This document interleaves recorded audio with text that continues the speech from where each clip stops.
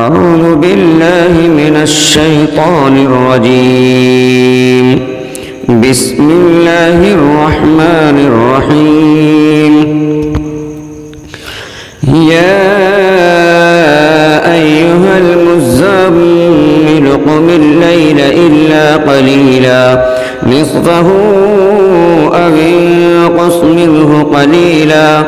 أو زد عليه ورتل القرآن ترتيلا إنا سنلقي عليك قولا ثقيلا إن ناشئة الليل هي أشد وطئا وأقوم قيلا إن لك في النهار سبحا طويلا واذكر اسم ربك وتبتل إليه تبتيلا رب المشرق والمغرب لا إله إلا هو فاتخذه وكيلا واصبر على ما يقولون واهجرهم هجرا جميلا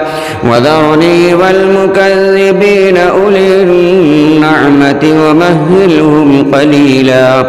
إن لدينا أنكالا وجحيما وطعاما ذا غصة وعذابا أليما يوم ترجف الأرض والجبال وكانت الجبال كثيبا مهيلا إنا أرسلنا إليكم رسولا شاهدا عليكم كما أرسلنا إلى فرعون رسولا فعصى فرعون الرسول فأخذناه أخذا وبيلا فكيف تتقون إن كفرتم يوما يجعل الولدان شيبا السماء منفطر به كان وعده مفعولا إن هذه تذكرة فمن شاء اتخذ إلى ربه سبيلا إن ربك يعلم أنك تقوم أدنى من ثلثي الليل ونصفه وثلثه وطائفة من الذين معك والله يقدر الليل والنهار علم أن لن تحصوا فتاب عليكم فاقرؤوا ما تيسر من القرآن علم أن سيكون منكم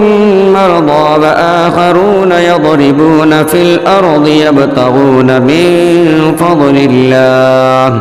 وآخرون يقاتلون في سبيل الله فاقرؤوا ما تيسر منه وأقيموا الصلاة وآتوا الزكاة وأقرضوا الله قرضا حسنا